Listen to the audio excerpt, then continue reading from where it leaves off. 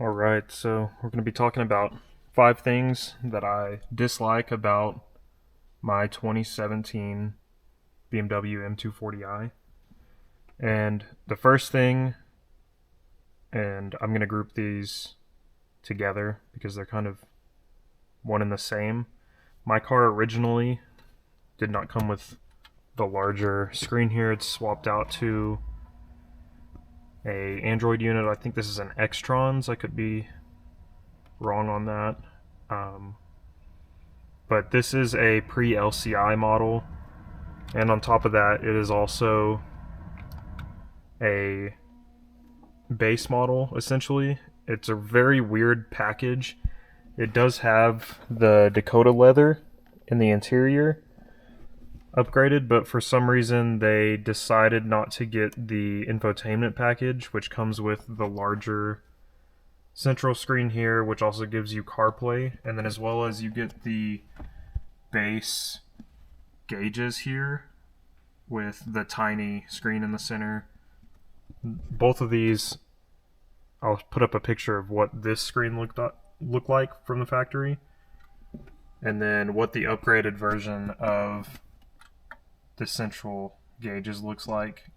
It just kind of sucks to, I think the MSRP on this car was like over 50 grand, and you get, very basic gauges like that in 2017 is kind of crazy to me. Whenever, I think in 2017 or 18, the Mustang, you have an entire digital screen option, and then from 2015 on, I think they had at least a larger screen from this. It's kind of crazy. So number 2, and it kind of goes along with number 1, is, as you can tell here, this has the regular sound system in it. It doesn't have the upgraded Harman Kardon system, so you don't get the tweeter pods up here at the top, which kind of sucks. It just, kind of goes along with number 1. You spend 50 grand on a car like this, and you only get door speakers and underseat subs. So number 3 for me is going to be the lack of storage in these cars. And I can actually demonstrate what I mean here. And this is kind of more specific to manual owners.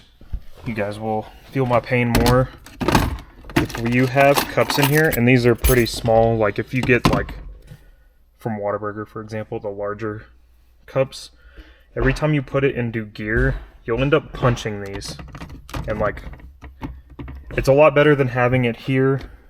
Like in the Mustang, the cup holders are right before the shifter, so having a manual would suck, just having to reach over. But another thing is just storage in general kind of sucks. Like most of the time I end up just leaving keys and wallet here in the cup holder. And you do have this tiny storage thing, but I can't even fit my wallet in there and close it. Half the time I end up just taking this whole cup holder out, or this little pocket holder, and then you're able to at least fit an iPhone in there, and I have my dash cam plugged in right here, so it does end up holding it a little bit. If you do end up taking corners pretty hard, it does slide around, which kind of sucks. But even the center console, outside of fitting like your keys and wallet in there, you're really not going to get a ton of use out of there. So kind of sucks. You do also have a little sunglass storage thing, which fits exactly one pair of sunglasses. So overall, you don't have a ton of room here. You can fit a bottle in the door pretty comfortably, but outside of that, it's not useful at all. So it just kind of, you're kind of stuck with not having any storage at all. And then number 4 for me is going to be the goofy mirror trim, as well as this lower portion. I've swapped both of these for carbon, as well as a blacked out turn signal. But from the factory, they're clear turn signals, and then a weird like silver gray on both the mirrors and the lower diffuser. It's very weird to have, you know, just such bright trim on a performance car. You do get an option for the in-performance cars to swap out the rear diffuser into a flat black, but then you're still stuck with the silver mirror caps, which just doesn't make sense. You kind of are forced to swap them out to either carbon or a black where match the color of your car. On the gray and silver cars, it's not as jarring, but especially on white, black, and blue cars, it's just super, super weird to have a bright silver gray mirror and rear diffuser trim. And then the final thing for me is, being a pre-LCI car, the taillights are just so garbage in my opinion. Like it's even a step back from E92 LCI cars. Just that you're stuck with all halogen bulbs in the rear. I have swapped mine out to LED, and that does help a bit. It at least makes it a little bit brighter in my opinion, as well as makes the reverse bulbs at least usable at night. And then as well as the headlights, they're not as bad as the tail lights. I'll put up a picture of the LCI headlights. They're just a bit better in my opinion. They're more aggressive. And the only thing that really irks me about these headlights is this silver trim, this eyebrow here, as well as the little outer trim here in silver. It's just a bit like commuter car for me versus sports car. So I'll give one extra bonus, and this is probably the biggest irk for me, is the fenders. They're just so narrow.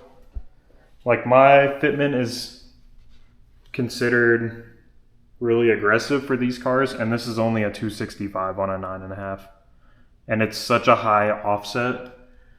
This is technically, I think Apex doesn't even list this as an option for them as far as fitment. And this is pretty much as aggressive as you can get with this offset and this width. And then it's the same story for the front. This is an 8.5. The effective offset is plus 30, and this is a 245. Like, you can get a 255 to fit. You're going to end up rubbing the fender quite a bit without pulling them or rolling them. So just something to think about whenever you get one of these cars, that you're pretty much stuck to 255, 265. You can fit a 275 in the rear if you end up getting, I think it's like a 58 plus 58 9.5.